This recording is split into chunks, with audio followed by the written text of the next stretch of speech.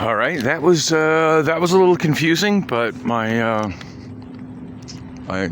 Chase account definitely in the black right now, and that's what matters. So 11:42 p.m. and yeah, I got a text message this morning. Might have been an email. I think it was a text message. Sometimes I get confused. There's so many ways that messages come in, but at any rate, it got my attention. I saw it. That I was overdrawn on my Chase account, just a tiny amount. Like by tiny amount, I mean $6-ish. So I was expecting to do a $20 deposit today, and I'm glad I managed to get it done today, because I think if I had done it tomorrow, there might have been an overdraft fee involved. But yeah, it's before midnight, so I made it today. Of course, I don't know. They might consider it, after the end of the business day. I don't know. I'll see the aftermath of it later. I can't see the aftermath of it now because I still haven't managed to figure out why the hell I can't log into my online banking with the Chase apps. It's been on my agenda for a while to try to go into the branch and get some help with that, but every time I get into a branch, I'm just so busy I don't have time for that, because it's time consuming to try to meet up with a banker and walk through that kind of stuff, and I'm always super slow with that, and difficult for them anyway, but such is the thrill of having mental issues.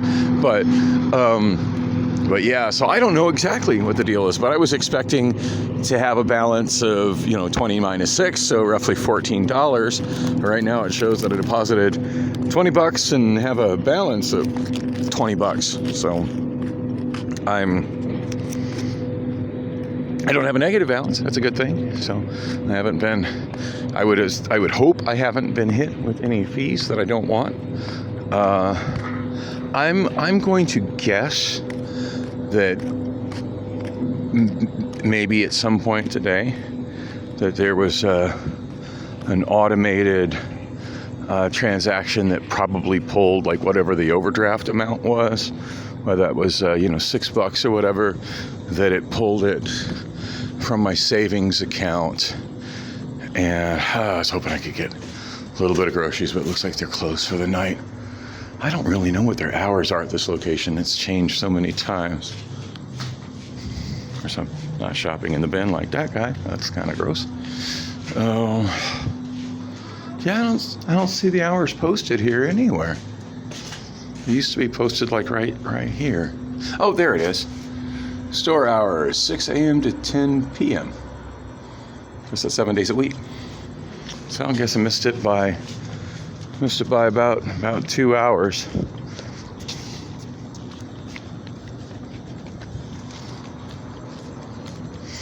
Security's probably missing that guy because they're busy following somebody who's got a cell phone making some video.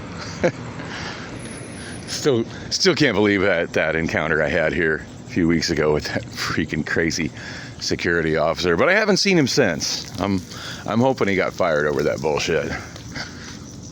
Since I put pictures of him and put pictures of him in a negative review on that security agency on Google, and whether that security agency let him go for being an ass, or whether Arcadia Crossing decided to let that security agency go for maybe a more professional operation. Either way is a win in my book. But yeah, I do wish there was some security person to get that guy out of a damn trash can. That shit's gross. Papa John's now hiring drivers. Earn up to 18 to 22 per hour. Scan here to apply today. So I don't know if I don't know if that scan would work because their hours are blocking the QR code. At any rate, I'm haven't heard back from Domino's yet, so maybe it's time to apply for Papa John's since they're that close to home. I don't know. When I thought of applying for pizza delivery, my first thought was Domino's. just because I previously worked for Domino's before, even though it was a long, long time ago. I worked for Domino's in Gillette, Wyoming in 1990, and then I worked for the Domino's location at 19th Avenue and Thunderbird right after I got released from prison in 1999. And both of those were very good experiences. I look back at, shitty jobs I had when I was younger. Some of them I just look back and I'm like, God, I hated that. But I look back really fondly on working at Domino's. I thoroughly enjoyed working at both Domino's locations. I quit the one in Gillette because I never had any intentions of living in Gillette. And I'm not sure if I've told that story on this vlog or not, but it certainly bears repeating. After I got fired from KLGT Radio in Buffalo, Wyoming, my plan was just to head back to Denver. At the time, this girl that I was just madly in love with, that I thought had friend zoned me. I thought I was just a friend to her. But I was so madly in love with her, and the fact that she had reached out to me as a friend and was like, "Oh yeah, well you can stay with me till you get an apartment, get back on your feet." So I was excited about that, because I was hoping that might lead to greater things with her. And for what it's worth, greater things with her did end up happening years later. But that's another story for another time. But yeah, that was my plan. I was going from Buffalo, Wyoming to Denver, Colorado. I had cash in my pocket. I had closed out my bank account at the local bank there, as that was back in the day when local towns had local banks as opposed to all the giant national banks that we have today.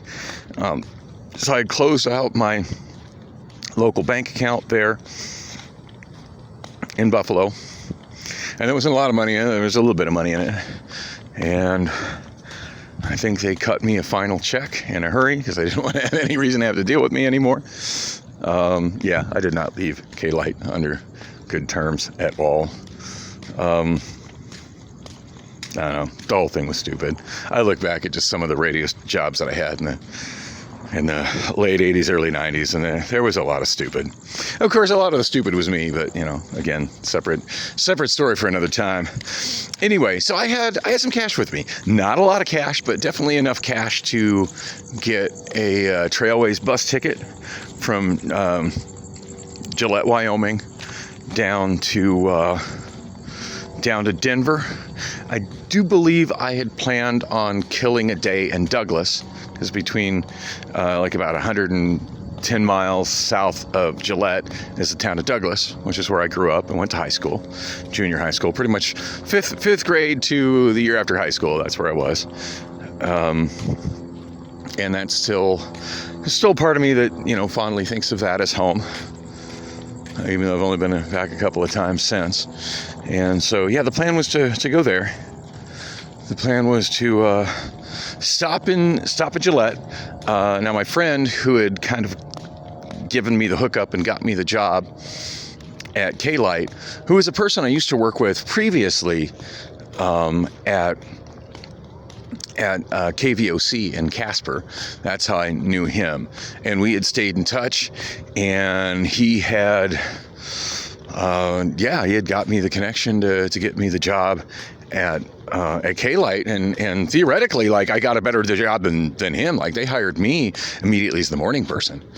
And if memory serves, he was middays or afternoons. And generally speaking, as broadcasters go, the morning guy, that's the most desired shift. And granted, I'm not a morning person, but I was excited to finally have my own morning show. That was a big career step. That, of course, was a misfire, but I'm trying to remember his name. I don't know, there's a voice in the back of my head saying his name was Brian, but I'm not 100% on that one. But anyway, because I've never talked to him again since when he dropped me off in Gillette. Never heard from him ever again. And that was not intentional. It's not like I didn't want to stay in touch with him, but that's just kind of how life worked out. Anyway, he dropped me off with my friend Ken Coons, who I'm still periodically, occasionally in touch with. I think I've got his phone number and he's on my Snapchat, which is pretty freaking wild. But Ken Coons and I were like best friends back then. And prior to me working at KLGT in Buffalo, I had lived with him for several months in Cody, in a little teeny tiny house south of the airport, just outside the city limits. And I've looked on Google Area Views. That house has long since been demolished. It's gone. But it's about a mile south of the business property that Kanye West owns. That's interesting. Anyway, at least that Kanye West owned. I'm not sure if he still has it, but he did a couple of years ago when I was hearing about, Kanye West sightings up in that part of Wyoming. And I'm like, that's crazy. I used to live there and I'm such a huge Kanye fan. And I was like, looked up some stuff, and it was the address he was using there a mile north of where I lived in Cody. That was the address Kanye West was using as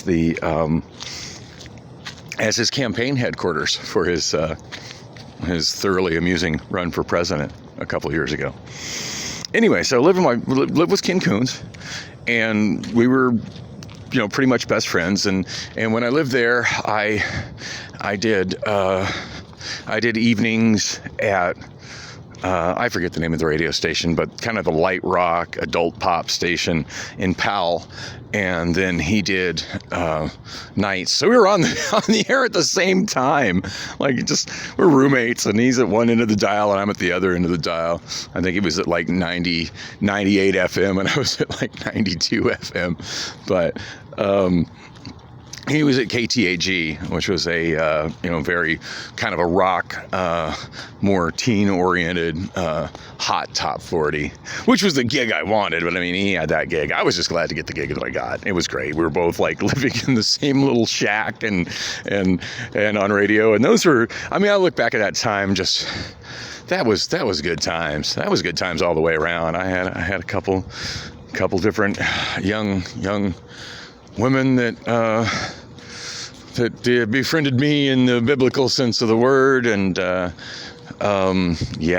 those are just good times all the way around. I had a great social life, great sex life, and while I was broke as fuck, I was at least doing what my dream career was. I was working full-time professional, as a broadcast professional, full-time-ish.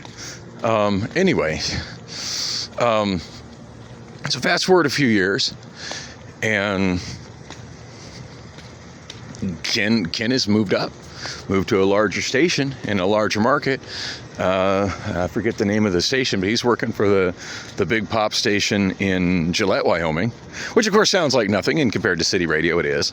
But this was before FCC deregulation, so small market stations actually had live local broadcasters. And this is before they were all sucked up by all the big conglomerates and just fed canned programming.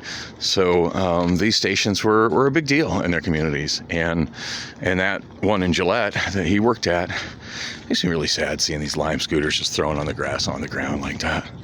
I don't have a free hand to stand them up though. Or free hands. It takes two hands to stand those new heavy ones up. So anyway, Ken and I wasn't planning on moving to Gillette.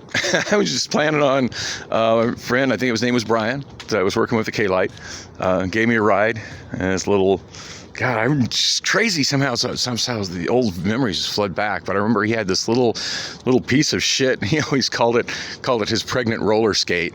But he had like a fairly recent model Ford Festiva that had like a 3-cylinder engine, and gutless little Econo box, but I tell you, that thing got around the state without sucking a lot of gas. And how much was gas a gallon back then? Like $1.20, but it seemed expensive at the time. But yeah, he dropped me off with Ken, and like him and Ken had heard of each other and probably even talked on the phone with each other, like doing hands-offs for network stuff that had to be done via phone lines, and had never actually met in person. That was kind of cool. I got to introduce two of my broadcaster friends to each other, and then I took off with Ken. And the plan was just to spend the night with Ken and just, reminisce and good times and party that night. And he was going to take me down to the Trailway station, get a bus ticket. And the plan was to, I'd already checked. I called in the phone number. This is before you check schedules online. This is 1990, early 1990. But I'd already checked. Well, maybe it was late 1990. Come to think of it. But yeah, I'd already checked. In fact, it might have been early 1991. Now that I'm thinking a little harder about it. But at any rate, I'd already checked the schedules by calling, and I was going to be able to get a single ticket where I would be able to take as much time as I wanted. That's the way the bus tickets worked back then. I could take a few hours, or I could take a couple days if I wanted. The ticket just still would be valid, the second half of the ticket. But I was going to take the bus from Gillette to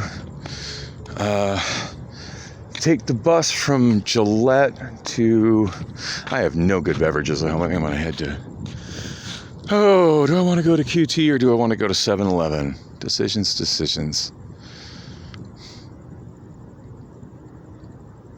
QT's way more expensive. 7-Eleven gives me more time to get this story out, and has a better deal.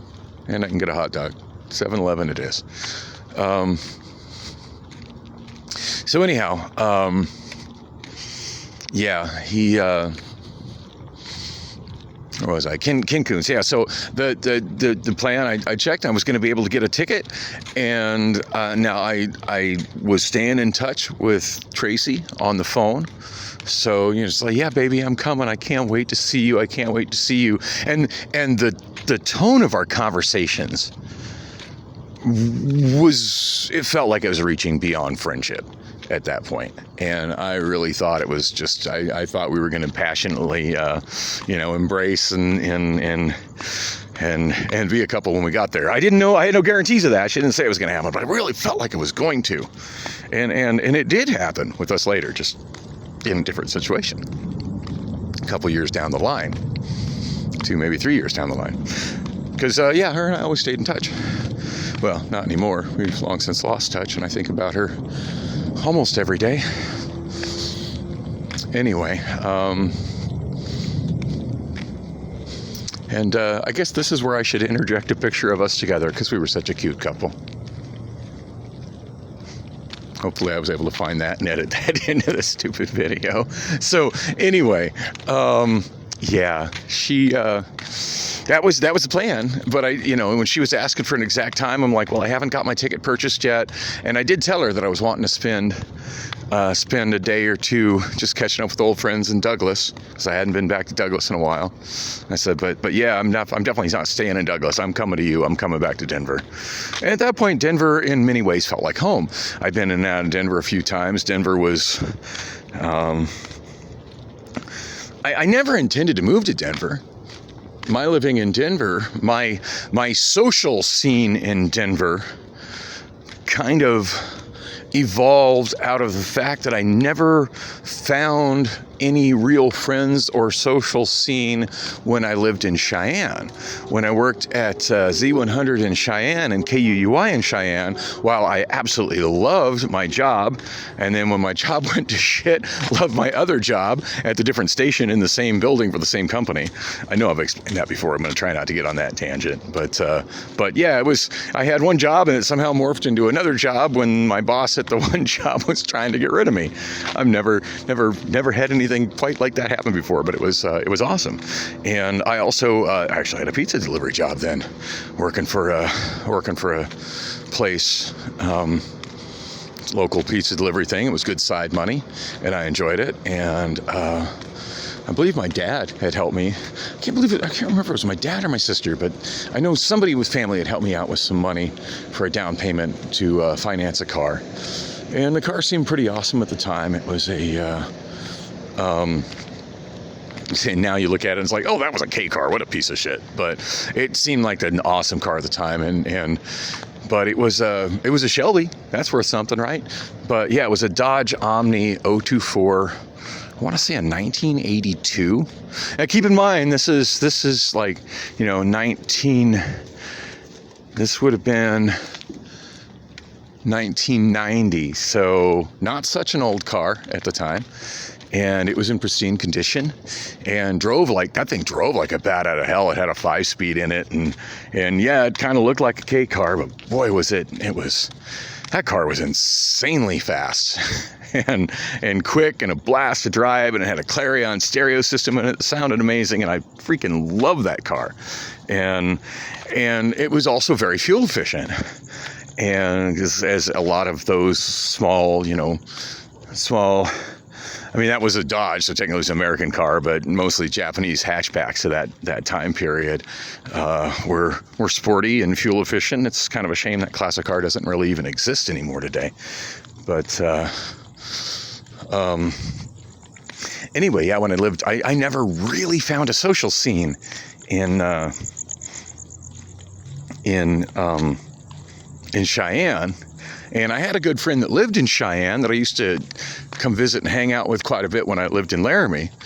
But by the time I moved to Cheyenne, he had moved to Denver. Well, once I got that car, because I got that car when I lived in Cheyenne, once I got that car, it was really easy for me to just drive down to Denver. Like, I'd never noticed how much Cheyenne is functionally just a far-flung suburb, or I guess the term would be exurb, of Denver. Because, it's a different state. I mean, Cheyenne's the capital of Wyoming. It's like, ooh, it's the capital of Wyoming. It's the largest city in Wyoming. Or I think at that time it was the second largest city. I think Casper was bigger then. But yeah, once I realized how close Denver was, and of course my friend Sean was down in Denver, I wasn't even interested in getting to know people or trying to get to know people in Cheyenne. I was not connecting with anybody in Cheyenne, but boy, was I finding great places to be in Denver. And I just started driving to Denver like every night, like literally every night. Well, my ability to drive a stick was very flawed back then, and I didn't even realize it. But what I used to do all the time, because I never had anybody properly teach me how to drive a standard, I just sort of learned on my own. I rode the clutch all the time. All the time. I look back at them and I'm like, God, how fucking stupid was I? But yeah, whenever I drive that thing, like, I just would have... I rode, if you've not driven a standard, it maybe won't make any sense to you, but I had my foot on the clutch at all times, and I would have the clutch pushed in all the time. It was just constantly just in and out with the clutch, in and out with the clutch, as opposed to just using it when I need to. And any mechanics listening right now, you're just probably face palming and going, what the fuck were you thinking, Dan? But yeah, predictably, I destroyed my clutch, and then continuing to drive the thing with a bad clutch because I was stupid and young and didn't really have any connections for cars or friends that were mechanics, ended up completely destroying the transmission, which left me stranded in Denver. I'm supposed to be talking about what happened in Gillette, and somehow I'm back to talking about what preceded that in Denver. Anyway, that's my social life in Denver. Had started months before that, where I went back and forth to Denver all the time. Well, at that point, I was like, well, guess I'm stuck in Denver. And of course, I never made it. I never made it back to my job, AKUUI. I never made it back to my job at the pizza place. I never made it back to my home. I lost everything that was in my home. By the time I managed to make it back to Cheyenne, landlord was like, yeah, you owe me money. And what was your stuff? Oh, your stuff's all been disposed of. Which is fine. I didn't have much stuff then anyway. Oh, and I had a roommate then. That guy fucked me over. Took my car for a joyride and fucking dented in the side. Ugh. Yeah, roommates. Oh, you have trouble making ends meet. Just get a roommate. Man, I could write a book about all the bad roommate experiences I have, and that was one of them. And the shitty thing is I could afford that place without him. I just wanted to help that guy out because I was just really lonely and felt like I needed a friend. And I felt like I could help him out and we could be friends, and that guy just took advantage of me and fucked my car. Anyway, so back to Gillette, and Domino's Pizza. This all started with me talking about delivering pizza and working for Domino's Pizza. I'm on the phone with I'm making regular calls to Tracy when I can. Mind you, this is all going on with change. So sometimes pretty short conversations because I didn't have so much change at payphones, because this is way before cell phones were really a thing. And God, I don't even think my friend Ken had a landline phone, because landline phones were expensive back then. And both him and I kind of had a habit of calling friends across the state and in other states and running up long distance bills we couldn't pay. And then when it came time to move, like being unable to get phones turned on. Ken and I both used to suffer with that back then. And so yeah, memory serves, he did not have a home phone. Like I always got a hold of him by calling him when I knew he'd be over at the radio station. And yeah, it's amazing. Me and any of my friend group back then ever communicated at all. It's like, but we did. We made plans. We generally stuck to it. Sometimes we didn't get in touch with each other, and sometimes we write letters to the last address we have and hope the fuck they got to that person. But yeah, Tracy and I stayed in touch for years. Like I met Tracy, shortly after. In fact, I met Tracy before I got stranded in Denver. And I mean, I was love at first sight. First time I saw her, I thought she was the most beautiful woman I'd ever laid eyes on. I was just infatuated with her. And that's a long story for another time. But maybe I can show that picture again. God, I miss that woman. Yeah, so... and that's the one that got away. That's the one I should have married. But there were really good reasons why I didn't. And yeah, there's a lot of ups and downs and tragedy in the story of Tracy and I could write a book on that. And while it would be less interesting probably than the book about my relationship with my ex-wife Daniela, or currently unfolding relationship with Priscilla, Tracy was a long-running thing, on and off for many, many, many years. Went through many different types of changes, and God, I miss that woman. Anyway, which is fine. Drake already wrote a song about it. It's called "You're the Best." Best I ever had. Best I ever had. Yeah. So that's been done. But anyway, that was the plan. Party for one night with Ken. Head down, get my Trailways ticket and the bus, and try to make sure we had whatever contact information for each other on paper, and do our best to stay in touch, because Ken was really probably my best friend on the planet at that time. And I'm headed down to headed to Phoenix, or headed to Douglas. I hadn't even gotten in touch with anybody in Douglas. I just figured when I landed in Douglas, I'd be on foot and I'd figure it out.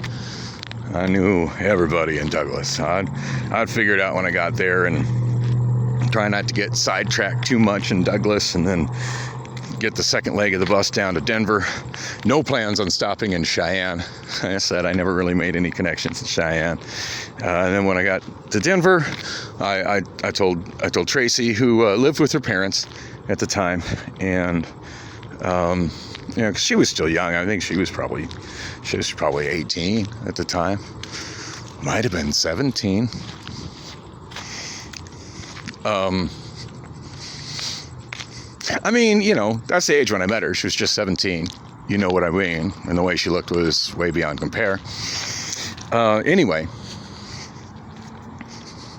not as bad as it sounds. I think I was 20 or 19, so whatever, a couple years age difference.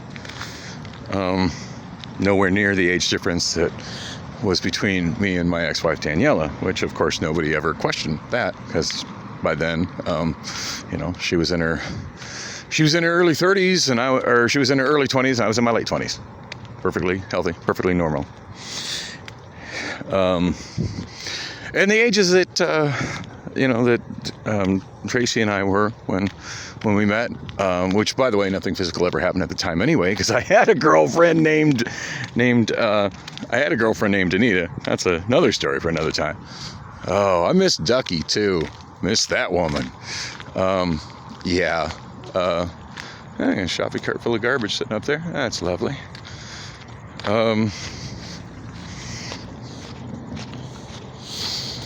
yeah, that was the plan. And she was home enough. I could generally, if I would call, like her parents knew me. Her parents were always cool with me, never had an issue with my age. In fact, I think I was one of all the friends she had. I think, keep in mind, like, we were all in the goth scene, so a lot of her friends were pretty sketchy looking. So I think by comparison, I was one of the friends that her parents liked more. I mean, I had stayed the night there several times, and nothing happened other than a little bit of cuddling, and her folks were really cool with me. They it was very much above board. They were down with me staying there. So even if I did call and she wasn't there, like, they got the message across, and I wouldn't be surprised if they would have come and picked me up at the bus stop if for some reason she couldn't. So yeah, like, this was happening. This was happening. And then it wasn't. I went out that night and partied with Ken, and somewhere that night I lost my wallet with all my cash and all my ID. And Ken barely had any money himself. He had put everything that he had into getting that apartment, which literally had no furniture in it. He was living out of a suitcase. Had his job at the radio station and was just waiting for paychecks to happen. Starting he had his little truck, that was something, but yeah, he didn't really have much beyond that, so he certainly didn't have any money to help me out with. But he had a piece of floor I could sleep on, which was a good thing, because it was wintertime, and it was there were some crazy winter storms that happened. It was cold. For those who don't know, northeastern Wyoming has some very extreme, very cold weather. It's extremely windy. The wind chills get to like 50 below, and snow drifts get 10 feet high. It's a harsh climate.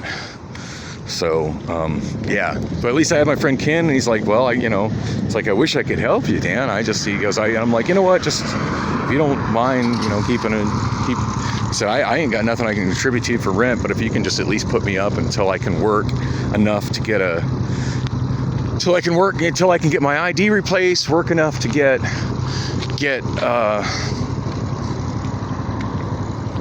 another bus ticket. I'm sure if I can get down to Tracy and get down to Denver, I'll be all right. And I ended up being there not very long. I don't know, probably about 6 weeks or so. But yeah, local Domino's franchise hired me right off in spite of the fact that I had no ID. So it's crazy. Like, now I gotta have all these forms of ID and undergo a online background check, and I had to fill out this huge packet of information. But yeah, pretty much all I did was fill out a one-page job application, told them my situation. Now, they did tell me that they wouldn't be able to issue a paycheck until I got my ID, and that was fine. Ken was able to float me enough cash to he was able to float me enough cash to looks like we got a bit of an encampment going on there behind the 7-Eleven along that wall. Yeah, he was able to and the Ethiopian restaurant formerly known as the Break Room is completely dark and closed tonight. Tonight's a weird night. Like, it's a Monday night, but tomorrow is a national holiday, so everything's closed. I don't know whether, I would imagine some bars are probably busy. I just absolutely don't have any money to be spending on that. So I'm coming over to 7-Eleven trying to get something to drink, and never noticed how many people were just literally sleeping. In the zone, they've got all those crazy shelters made out of tents, but it looks like the homeless people over here are just, I think that's a person sleeping right there. Yeah. Yeah, just sleeping on the ground. It's crazy shit. So anyway, I get back into. Yeah, so I lose my ID. I don't have my ID. They put me to work right away.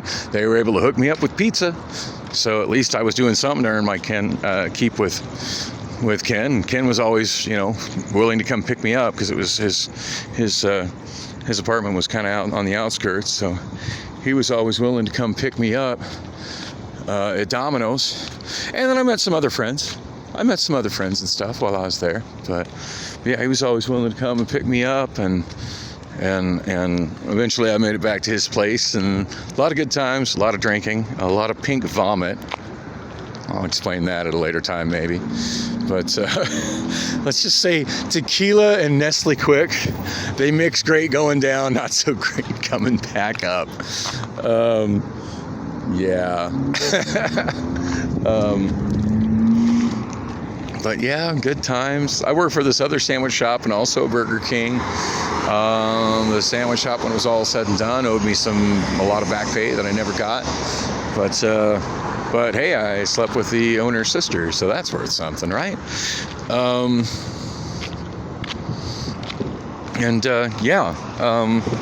But yeah, just Domino's went 3 jobs, and working 3 food jobs, I was able to rack up some money. And even though, in the one places they didn't want to pay me until I had, all the proper forms and stuff, which was fine. Like, it was amazing. They put me to work without background checks. They put me to work without ID. They put me to work.